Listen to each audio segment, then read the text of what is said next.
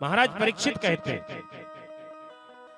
कहते हैं कि हे गुरुवर, मैं ये जानना चाहता हूं कि भगवान किसे प्राप्त होते हैं, क्या मुझे होंगे? सुखदेव जी ने कहा अवश्य होंगे राजन, अवश्य होंगे। परीक्षित जी ने कहा क्या जो प्रतिदिन स्नान करते हैं, जो प्रतिदिन स्नान करते हैं, पूजन पाठ करते हैं, तिलक लगाते हैं, क्या भगवान उनको प्राप्त होते हैं? परीक्षित जी का प्रश्न आपके काम में आएगा महाराज। क्या भगवान उन्हीं प्राप्त होते हैं जो प्रतिदिन स्नान करके तिलक लगाकर पूजन करते, दीपक से आरती करते? स्नान प्रतिदिन करने वालों को भगवान प्राप्त होते हैं क्या? सुखदेव जी कहते हैं ऐसा बिल्कुल जरूरी नहीं कि उन्हीं को प्राप्त हो। अगर ऐसा होता ना तो गीधराज जटायु को प्राप्त नहीं होते, जो कभी स्नान नहीं करता था बल्कि मांस का भक्षण करता था। गीधे अधम अतियामिस भोगी, गति दीनी जहि जांचत जोगी। संत महंतों को जो गति ना मिली हो, परमात्मा ने वह गति गीधराज जटायु को दी। वह प्रतिदिन स्नान नहीं करता। परीक्षित जी ने कहा कि भगवान किसे मिलते हैं? क्या भगवान आयु देखकर मिलते हैं कि कोई वृद्ध व्यक्ति है, बूढ़ा है, इसको मिल जाए? सुखदेव जी ने कहा ऐसा भी नहीं। अगर ऐसा होता उस नन्हे से बालक ध्रुव को और प्रहलाद को भगवान नहीं मिलते, अगर कहीं बुढ़ापा उम्र देख के भगवान मिलते थे, ऐसा नहीं।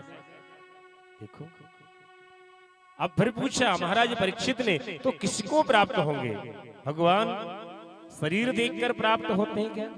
जिसका शरीर अच्छा हो, सुंदर हो, देखने में गौर वर्ण हो?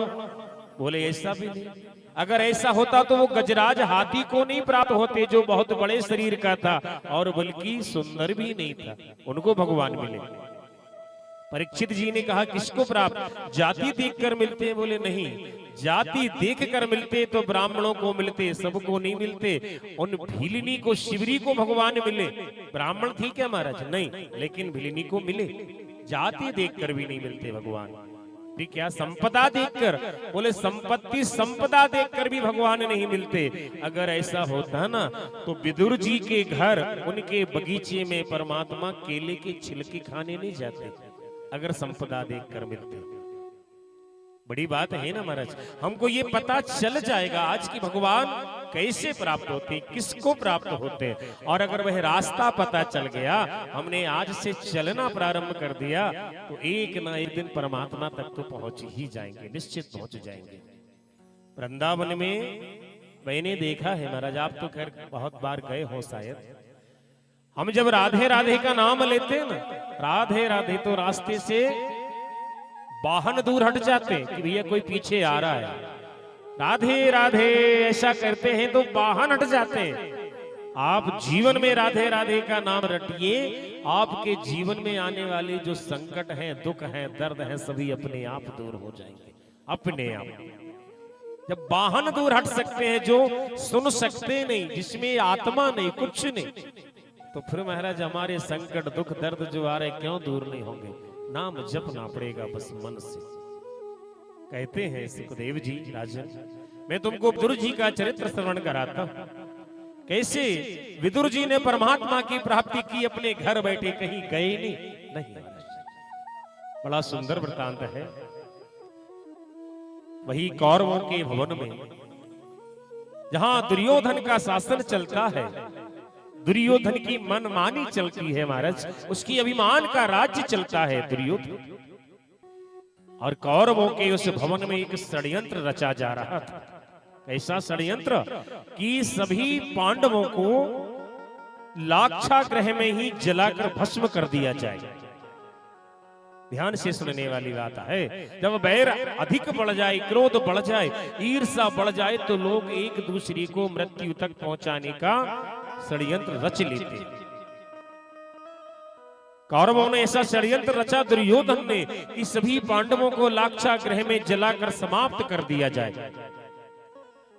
और यह बात महाराज धृतराष्ट्र तक पहुंची, जो आंखों से अंधे हैं परंतु मन की आंखों से भी अंधे हो गए।